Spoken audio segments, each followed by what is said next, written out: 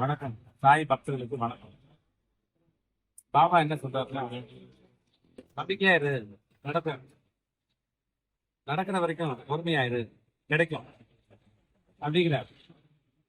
இப்ப பாருங்க, பாபாவுக்கு இப்ப நிறைய சேவை பண்றது.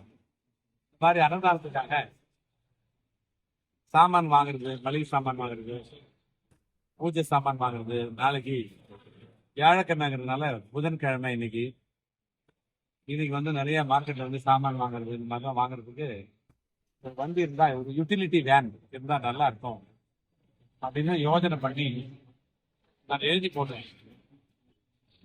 எழுதி போட்ட உடனே ஒரு அன்பர் வந்து பார்த்தாரு. இது நியாயமானதா இருக்கு, அது மட்டும் இல்ல, புதுசா வேண்டாங்க, பழசு இருந்தா போதும். பழசு வந்து நான் எதிர்பார்த்தது ஒரு பாரி ரொம்ப பெரிய பழைய மாடலா இருக்கும் அப்படின்னு தான் வந்தேன். போனேன், ஒருத்தர் கொடுக்குறேன்னு சொன்னார், ஒரு அன்பர், சாய் பக்தர், வருஷவாகத்தில் இருக்கிறாரு.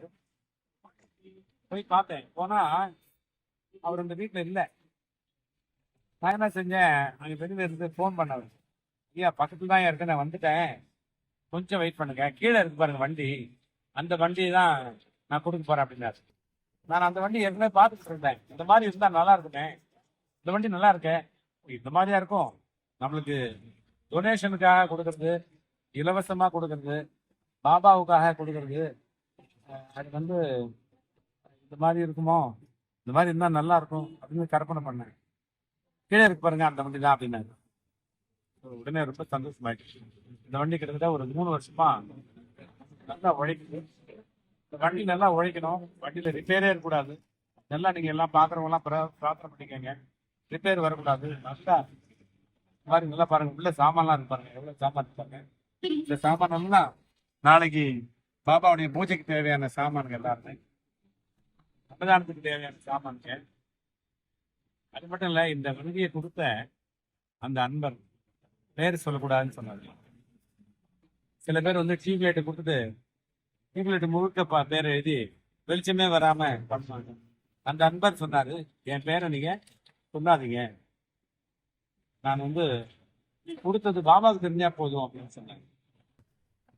இது மாதிரி நம்ம என்ன நினைக்கிறோமோ அது நடக்கும். நான் இது நினைச்சேன், கிடைக்கும் நினைச்சேன், கிடைச்சது. இப்ப நான் அந்த சேவையை பண்ணிட்டு இருக்கேன் தொடர்ச்சியா.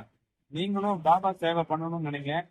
பாபா சேவை பண்றதுக்கு டைம் இல்லையோ, அல்லது மணி இல்லையோ, மைண்ட் இல்லையோ, ஆனஸ்டா நேர்மையா இருந்தா போதும், நல்லது நினைச்சா போதும், நல்லது பேசுவோம், நல்லது பேசினா போதும், நல்லது நடக்கும், நல்லது நடந்தா போதும், அந்த நாள் நல்ல நாளா இருக்கும், அந்த வாழ்க்கை முழுக்க நல்லதா இருக்கும். வாழ்க வாழ்க வளமுடன். நீங்களும் உங்களுடைய அன்பு பிள்ளைகளும் வளமாக, நலமாக, ஆரோக்கியமாக வாழ உங்களை வாழ்த்துகிறேன். உங்கள் சாய்ராம்ஜி, வண்டலூர் வழித்துணை பாபா கூட்டு பிரார்த்தனை கூறுகிறேன். ஜெய் சாய்.